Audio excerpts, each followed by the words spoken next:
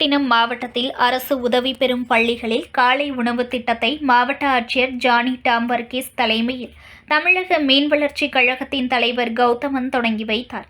திருவள்ளூர் மாவட்டத்தில் தமிழக முதல்வர் மு.க.ஸ்டாலின் அரசு உதவி பெறும் தொடக்கப் பள்ளியில் காலை உணவு சிற்றுண்டி வழங்கும் திட்டத்தை இன்று தொடங்கி வைத்தார். இதைத் தொடர்ந்து நாகப்பட்டினம் மாவட்டம் வேளாங்கண்ணி அடுத்த காமேஸ்வரத்தில் இயங்கி வரும் தூய புனித ஜெபஸ்தியார் அரசு உதவி பெறும் தொடக்கப் பள்ளியில் மாணவர்களுக்கு காலை சிற்றுண்டி வழங்கும் தொடக்க விழா நடைபெற்றது.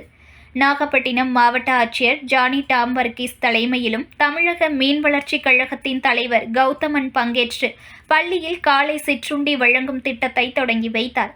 நாகப்பட்டினம் மாவட்டத்தில் வேதாரண்யம், திருமருகல், தலைஞாயிறு, கீழ்வேளூர், கீழையூர், நாகப்பட்டினம் உள்ளிட்ட 6 ஒன்றிய பகுதிகளில் அமைந்துள்ள 100 அரசு உதவி பெறும் பள்ளிகளில் காலை சிற்றுண்டி வழங்கும் திட்டம் செயல்படுத்தி வருவதால் இதன் மூலம் 5380 மாணவர்கள் பயன்பெறுகின்றனர் என மாவட்ட ஆட்சியர் ஜானி டாம் வர்கீஸ் தெரிவித்தார்.